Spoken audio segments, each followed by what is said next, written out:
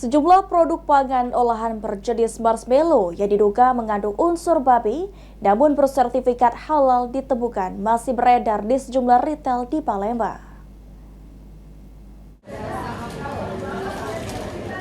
Sebanyak 9 produk pangan olahan yang terindikasi mengandung unsur babi namun berlabel halal dari MUI masih ditemukan beredar di sejumlah retail di kota Palembang.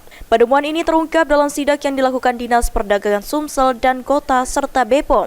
Beberapa produk makanan yang dimaksud yakni sejumlah produk marshmallow yang diimpor dari luar negeri. Kepala Bidang Pelayanan Konsumsel dan Tertib Niaga Dinas Perdagangan Sumsel, RM Fauzi mengatakan, pihaknya menemukan setidaknya 7 produk yang terindikasi dan sesuai dengan surat edaran pers mengenai produk yang diduga terdapat kandungan non-halal yang masih beredar dan akan dilakukan penarikan untuk pemeriksaan lebih lanjut.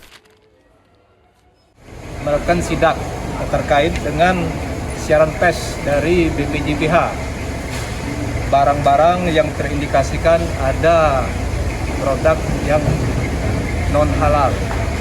Jadi hari ini kita sidak di beberapa retail, di Soma juga, tadi kita juga di 7 Day, kita temukan barang-barang seperti yang ada di lampiran surat ini. Nah, jadi kami tadi sudah koordinasi dengan para manajer agar barang-barang ini untuk sementara tidak diperjualbelikan, ditarik. Staf BPOM Sumsel memastikan tidak terdapat kandungan berbahaya dari sejumlah produk makanan yang berindikasi non-halal.